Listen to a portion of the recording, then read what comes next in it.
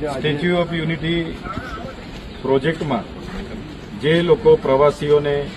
બસમાં લઈને જાય છે એમનું ટેન્ડર જેબીએસ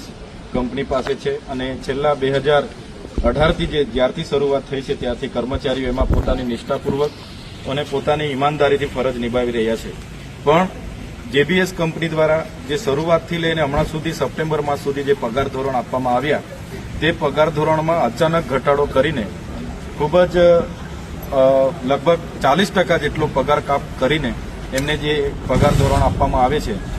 ત્યારે કર્મચારીઓ એ પગારની સામે ધરણા પર બેઠા છે અને આજનો દિવસ એમનો 5મો દિવસ છે. ત્યારે અમે 100 આગેવાનો એમને સમર્થન આપવા માટે અહીંયા હાજર થયા છે અને અમારું બધાનું જ એમને સમર્થન છે. અમે એમના વતી કંપનીના જે કરતા હર્તા છે ગુજરાતના એ લેબર કમિશનરના પ્રતિનિધિ અને અહીંના અધિકારી અધિક કલેક્ટરશ્રી અને સીઓ જે વહીવટદાર છે એમને મળ્યા છે અને અમે કીધું છે કે આમનું યોગ્ય નિરાકરણ આવે. કંપની જે પ્રકારે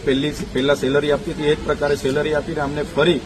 રોજગાર કામમાં લઈ લેવામાં આવે એવી અમારી માંગણી છે. જો આમ નહીં થશે અમે બધા જ આગેવાનો આવતીકાલે 10 વાગે પાછા અહીંયા ઉપસ્થિત થવાના છે અને જો યોગ્ય નિરાકરણ અમને નહીં મળશે તો અમે બધા 100 સાથે મળીને અહીંયા અનિશ્ચિત ધરણા પર બેસવાના છે.